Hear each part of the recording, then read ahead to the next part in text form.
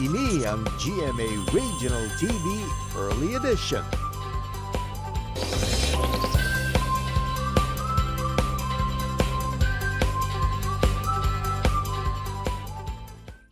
Laswa, isa kasay isang luto nga may sabaw gamit ang nanari-sari nga ulutanon nga paborito sa mga Pilipino. Lasagna, ini naman nga putahe nagikan pa sa Italia nga ginagamitan sang pasta, keso kag iban pa.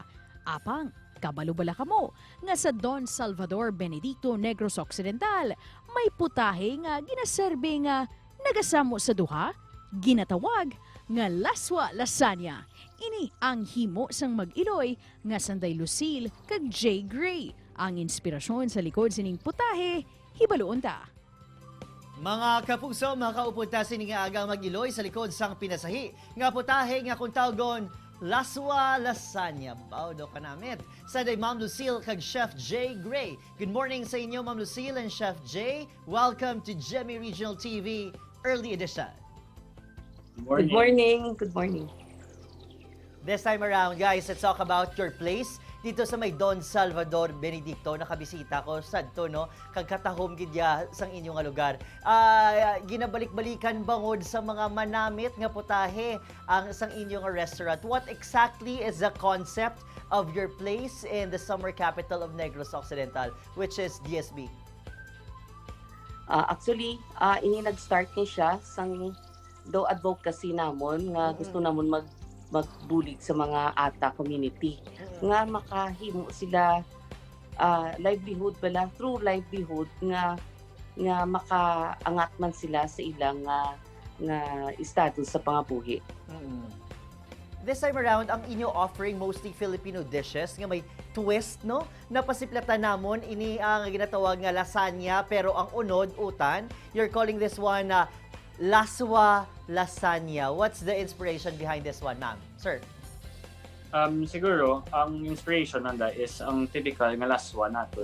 So, ginagamit lang namon ang vegetables sa laswa. Instead, yung mga pasta sheets sa common lasagna, gina-thinly slice na namon ang vegetables, mga kalabasa, mga talong, para doing this substitute siya sa pasta sheets nga makita mo sa common nga lasagna. So, Ma'am Lucille, I believe ang unod sang aton nga pasta lasagna gikan ini aw kun mga produkto o kun mga patubas ang aton nga mga kapuso nga mga ata dira sa mountainous area sa Don Salvador Benedicto, right, ma'am? Yes.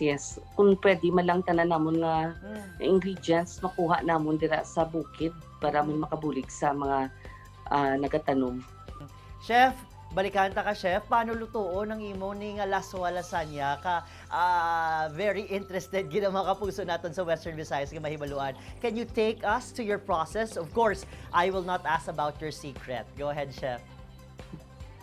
Siguro, to start na gid is to get the best vegetables that you can find because ga-dictate gid ang quality sang quality man sang imo nga ginagamit nga utan. Yung start na i-slice the vegetables and ma-make ka sa imo sauce and then i-layer mo ang imo vegetables nga ibulus-bulus mo sauce and vegetables until nga ma-create ka na thickness and i-bake lang. Simple as that.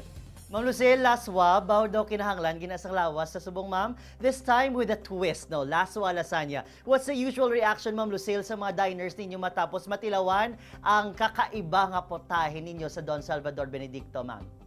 Actually, nami man sang reception sang mga tao kag nauyunan Manila ang sabor sang amon nga mga putahe nga ginaprepara para sa amon mga bisita.